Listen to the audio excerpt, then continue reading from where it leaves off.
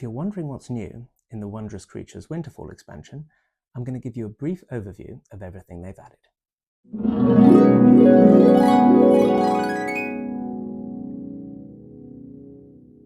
Before I tell you about the game editions, let me tell you what's extra in the box.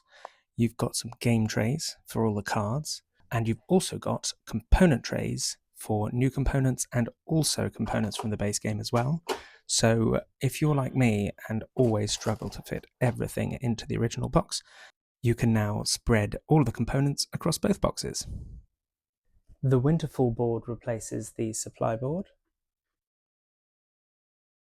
A new time track replaces the previous one, with sides from 1 to 4 players. The additional board at the bottom is an extra achievement board with fixed cards printed on the board. It's double-sided for different player counts. When you set up, you shuffle the different species tokens and put them on the achievement tiles. So it randomizes the achievements each game. New achievement cards, a whole deck of them, have species tokens that you can put down to randomize the achievements. Winterfall Prelude cards add a different element to the start of the game when you're setting up. So they tell you to place different snowflakes, different wild habitats. Winterfall cards require different things to happen, such as snowflakes being put on snowfields, eggs being put on different lakes. That's this card. But there are loads of different Winterfall cards. Snowflake tokens, blizzard tokens, aurora tokens, new landscape tiles, new captains with new minis,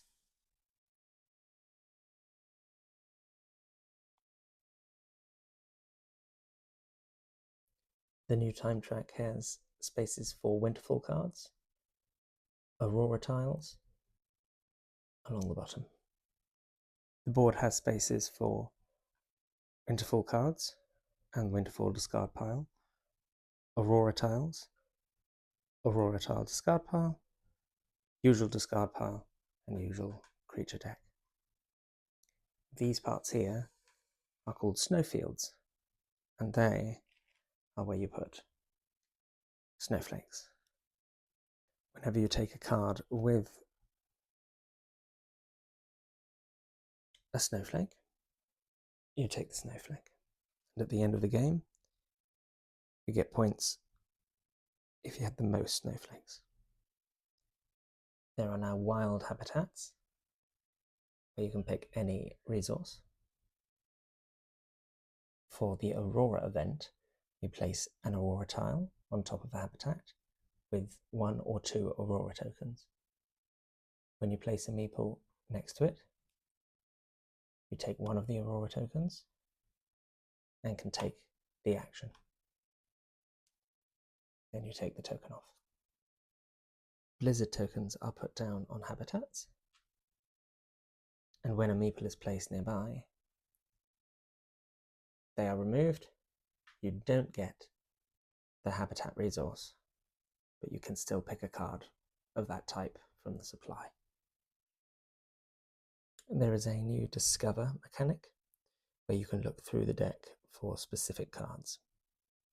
So if you like Wondrous Creatures, or if you haven't even bought it yet, I'd recommend getting this expansion, whatever, to complete the game. It's well worth it for all the content you get.